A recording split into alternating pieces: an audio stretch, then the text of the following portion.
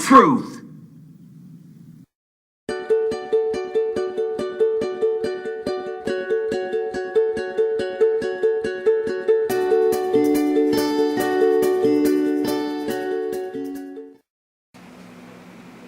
We all know that addicts struggle telling the truth, don't we?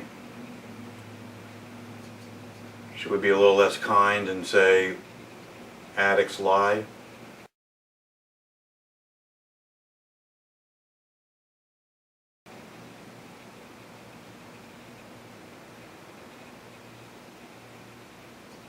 The idea of the truth comes into play in the middle of addiction in so many different ways on so many different levels.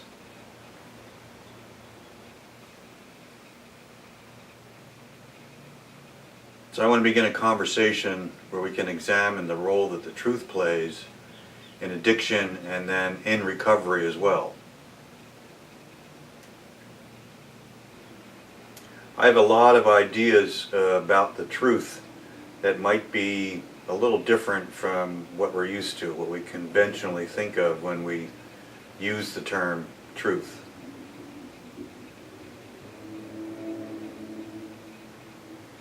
Elsewhere, I've discussed the idea that I'm a constructivist, that I work from the epistemological stance of constructivism. And while that might be a little esoteric, too much of a mouthful to bother with, just to put it simply, the truth as I define it has to do with a person's ability to represent what is actually meaningful or real to them.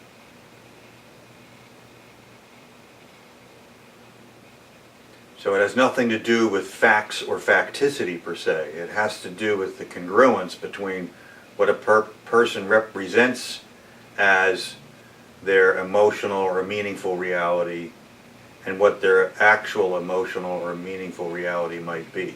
So it's kind of a goodness, a fit between what they claim is true for them in their own experience and what is true for them in their own experience.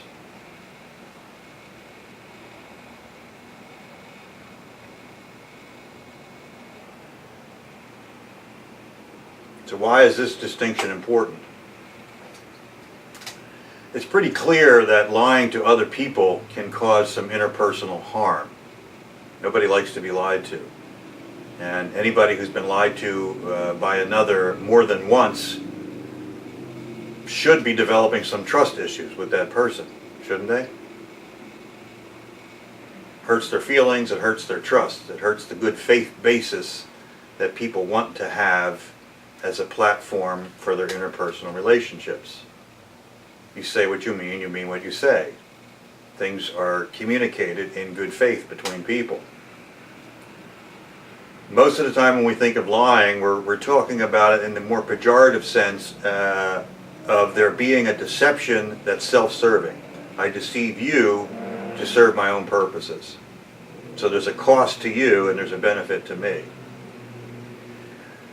And I bring this up because, the little white lie, or the lie that we tell that actually is in the service of another, they don't count here. That's not what I'm talking about. And so what I mean by those categories, well, when we're throwing a surprise party for somebody, we make up stuff about where we're going and what's going to happen so that people can throw the surprise party and have it actually be a surprise. And it's intended as a gift, as a gesture of love and caring. Similarly, a parent may lie to a child, misrepresent their own sense of what's real for the child's sake. So if I'm on an airplane and there's a lot of turbulence and I'm frightened and my son says, Dad, are you scared? I might say no for the sake of calming him down, reassuring him. Now, those aren't the kind of lies we're talking about. We're talking about the kind where I benefit, I stay out of the doghouse, let's say, I avoid your wrath, I avoid upsetting you by misrepresenting what I know to be true for me. And clearly we recognize it's a cop-out when somebody says, well, I didn't tell her because I didn't want to upset her. Well, you were trying to avoid being on the receiving end of her upset. It wasn't really for her benefit, was it? Let's call a spade a spade. So we have this idea about the consequences of lying and its damage to interpersonal relationships, to the integrity of your relationships. And clearly that's a problem for addicts. Unfortunately, when it comes time to recover, many addicts have already burnt out people that would otherwise be potential supports for them. Kind of screwed themselves in the process of damaging those relationships over time, because now they could use the support and it's under-available or unavailable.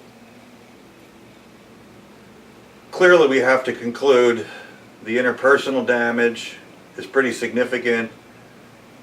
Being an addict over the course of time, 6 months, a year, 2 years, 5 years, 10 years, a lot of lying involved in it, covering up the usage behavior, trying to avoid the consequences connected with addictive behavior in the addiction process.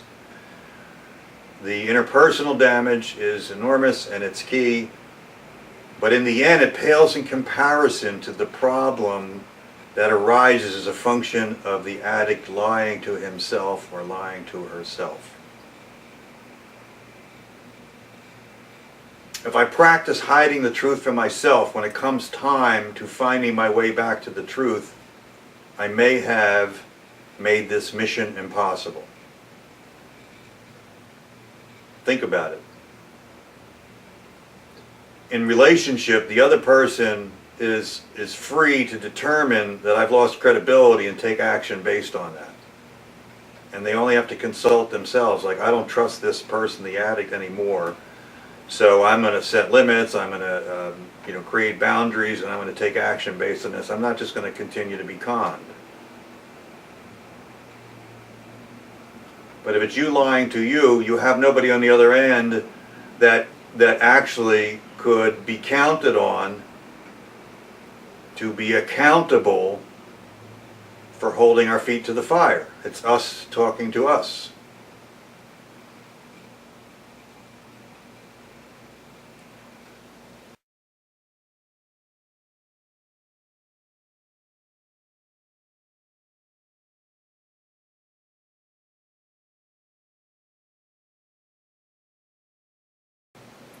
Playing games with the truth like this over the course of time does really impair one's ability to do what needs to be done to recover,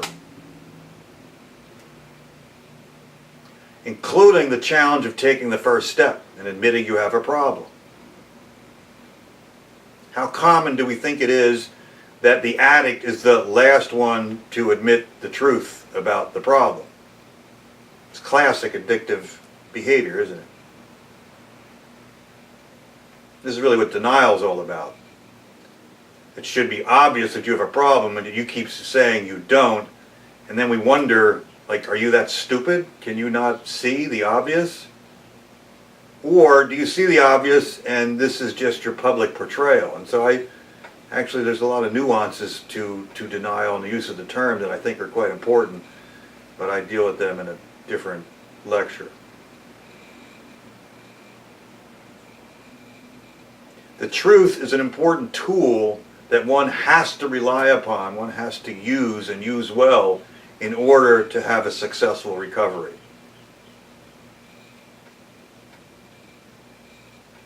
Having practiced pulling the wool over your own eyes for so long is part of the challenge that's almost insurmountable for many addicts as they attempt to recover. And quite frankly, if they could only be injected with some unavoidable truth serum or a process like that, recovery would be that much easier.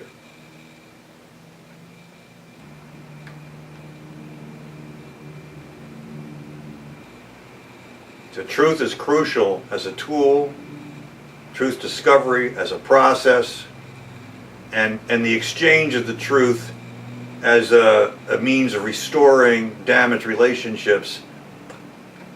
It's key, it's absolutely essential if there's going to be any kind of success in recovery.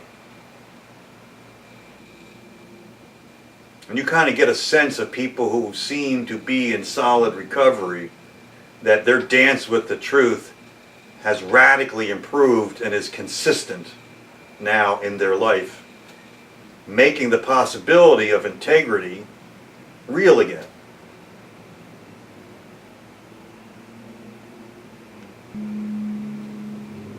It's one of those things, just when you need it the most, it's hard to come by. It's the catch-22, one of the catch-22s of addiction that makes the vicious cycle predictable. If you're interested in learning more about the process of reclaiming the ability to come from the truth, to share the truth, to live in the truth, then stay tuned. I have a lot more to say about it.